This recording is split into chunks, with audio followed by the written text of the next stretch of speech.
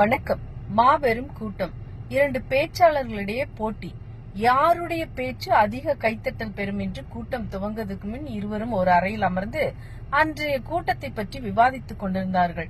அப்போது ஒரு பேச்சாளருக்கு தொலைபேசி அழைப்பு வர அவர் எழுந்து போனார். அவரது பேச்சு குறிப்புகளை அவசரத்தில் மேஜையிலேயே வைத்துவிட்டு சென்றார்.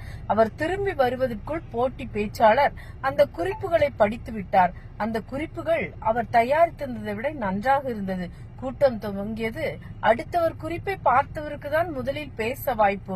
எதிர் பேச்சாளர் எழுதி வைத்திருந்த குறிப்புகளை எல்லாம் எடுத்து தன்னுடைய கருத்துக்கள் போல் பேசினார். ஏக கைத்தட்டல். எதிரி பேச்சாளருக்கு விஷயம் புரிந்துவிட்டது. அடுத்து அவர் பேச வேண்டும். ஆனால் பேசுவதற்கு ஒன்றுமில்லை. என்ன செய்வது? எழுந்தார், மைக்கை பிடித்தார். முதலில் எனக்கு முன்னால் பேசிய நண்பருக்கு நன்றி தெரிவித்துக் கொள்கிறேன். எனக்கு தொண்டை கட்டு சரியா பேச முடியாது. என்னுடைய உரையை நீங்கள் வாசிக்க முடியுமா என்று கூட்டம் துவங்குவதற்கு முன்பு கேட்டேன். அவர் பெருந்தன்மையாக ஒத்துக்கொண்டார். அவருக்கு என் நன்றிகள் என்று கூறி அமைந்தார். சூழ்நிலைகளுக்கு ஏற்ப செயல்படுவதுதான் புத்திசாலி.